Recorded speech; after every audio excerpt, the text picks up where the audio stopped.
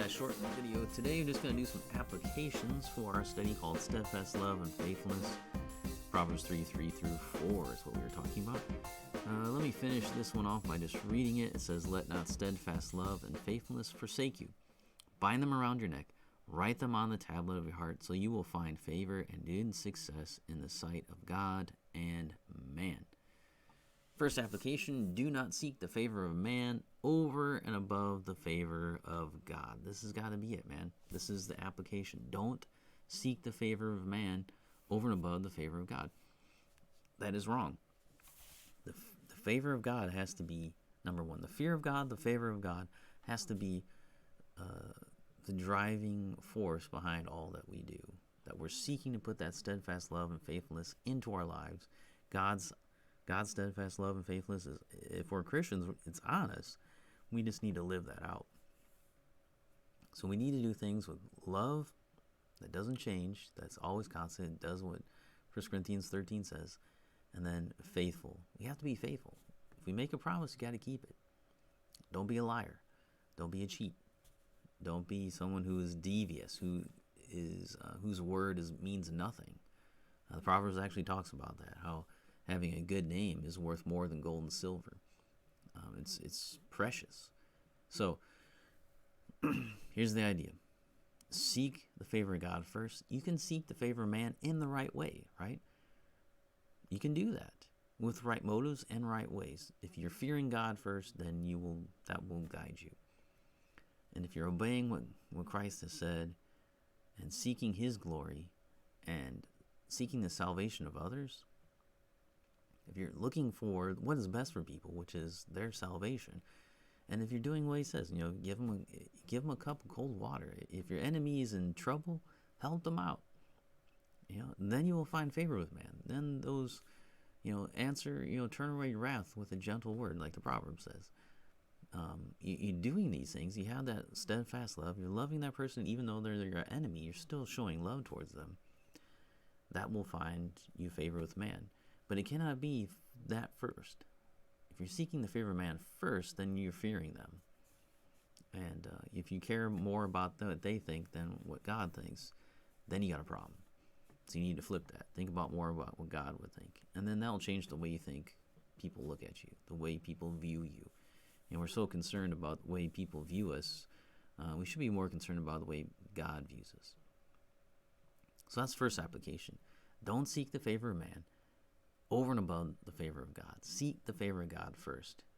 And then the favor of man will kind of fall into place the way it should. Number two, do not seek only the favor of God and forget man. Okay, sometimes we do this in the church. We're all about seeking God's favor. We want to, find success with God. We want to know his will. We want to do what he says. We want to do all that. And all that's good. That's right. That's the first application, right? That's what we should be doing. But we cannot forsake and forget our fellow man. Because we can do all these things. We can bind the stuff around our neck and write it on the tablet of our heart. But if we forget other people and just say, well, they're pagans, they're evil, just let them have it, let it go. No, we can't do that. That's not loving. That's not what God did, right? And so we shouldn't think that. And we shouldn't be, hoping for their destruction. And a lot of Christians, especially those in certain theological camps, are really just, they hate their fellow men. It's like, no, you shouldn't hate these people. Yeah, you're a Christian, but Christian means you love them. You love the enemies. You show kindness towards those who persecute you. So how do you do that? If you're going to forget these people, I don't care about them. But that means that if we are only seeking the favor of God and not the favor of man, then we're not doing what God told us anyways. Because in 1 John, we're told that we have to love our brothers. So if we forget them, then we're not actually loving God. And so we're really just lying to ourselves. We don't have the steadfast love and the favor of God, because that means that I discern rightly. That means I have to love my brothers. It also means that I have to care about what's going on around me. I need to love my enemies. If my enemy is in trouble, I'm still supposed to help them. If I see my enemy running headlong into the flames of hell, then I need to help them, right? I mean, take John the Baptist, for instance. John the Baptist, when Herod was doing some stupid stuff with his family, with his relationships, he called him out and said, hey, you shouldn't be doing this. This is not right. Cost him his head eventually, but he found favor with God. And then he did find favor with man. Not all men, true. Very true. But with many men, he did. Especially those who loved the favor of God and man the way they ought to. And so you see that you may not win the favor of all men, because some men are just plain evil. But others, God has worked on. God is saving people, and you will find favor with them. And so that's the idea. Don't seek only the favor of God, but don't forget your fellow men. Seek the favor of man, but do it in the right way. You ought to. You're supposed to. Right?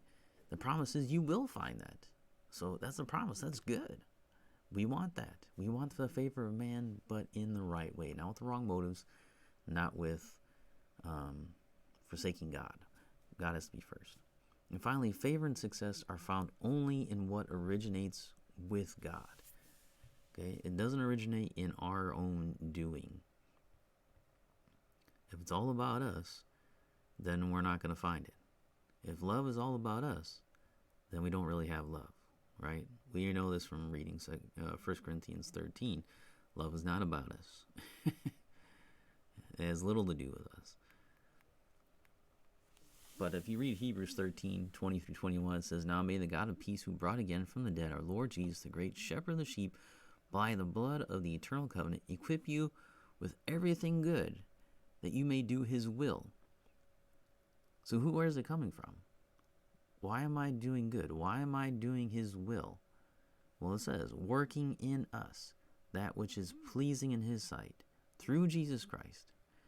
So it's coming from God, the God of peace, right? Who brought Jesus from the dead. This benediction is calling God to equip you with everything good. Steadfast love, faithfulness, that you will do his will. So now you're going to do what he says, right? Keeping those precepts, working in us, which is pleasing sight. So it's all originating from God. We got to remember that. If our steadfast love and faithfulness is dependent upon us, it's originating from us, then we got it wrong. We got to go back to the beginning and say, okay, I want God's steadfast love. I want God's faithfulness. What does that mean? I need to go back and study this again and say, okay, what does the steadfast love of the Lord look like? Is the steadfast love of the Lord endures forever? Okay, so it's always going to be around. Never goes anywhere. What does that mean? What does that look like? Let me go back and study the Hebrew word, because I didn't do a full word study for you on this. It's a very complex word. Go look it up. Look up the original. Take the time, and see what that means. But you have to build it from God. It has to be God working in you to do what is pleasing to God. You can't say, well, I'm just going to do it on my own. I'm going to figure this out on my own. I'm going to figure out how to get to God by myself. No, he's told you how to do it. You have to follow his instructions, though. Because if you try to do it on your own, you're not going to get there. There's a roadblock. You're going down a different path. There's only one path to God. You're on a different one. He said, this is the one to get to me. I'm down here. Not all roads lead to Rome. That doesn't make any sense, right? It's a proverbial saying. But you think about it, did every road truly lead to Rome? No, it didn't. I'm sure there's lots of roads that led to nowhere, to little hick towns and stuff like that. Eventually, it all leads back to Rome. Oh yeah, does it? Not anymore, so it only lasted for so long. Anywho, that's another story. But Hebrews 13, 20-1, favor and success are found only in what originates with God. If you want to know what God, you want to find favor and success, go to God. Read his word. Figure out what this means. Don't try to, put steadfast love and faithfulness in your heart. Learn it, know it, put it in your heart. Proverbs has a lot to do with that. Proverbs talks about, we're studying Proverbs here. Who knew? We thought, well, these are just one-off little commands. No, Proverbs is talking about the steadfast love and the faithfulness of God, his salvation. What does it mean to be saved? What does it mean to follow God? What does it mean to be holy? That's what this is all about. So do what he says. That's what it really comes down to. So take God's steadfast love, learn it, understand it, Get it into your mind, and then write it on the tablet of your heart. Put it around your neck, so wherever you go, that is what's coming out of you. God's steadfast love and faithfulness. Not your own steadfast love, but you're taking His and making it yours. And then sharing that with everyone. That's what you do. All right, well, let's end there for this week. It's been fun studying this passage, steadfast love and the faithfulness of God. Amazing, two amazing things, twin ideas there that go together all the time, steadfast love and the faithfulness of the Lord. And that's what we need too, as we search, as we seek to find favor with God and with man. It's a promise. It's a promise. If you learn and keep and hold on to the steadfast love and the faithfulness of God, you will find favor with God and in man. All right, so I'll see you next time. We'll be looking at the next part of Proverbs chapter 3.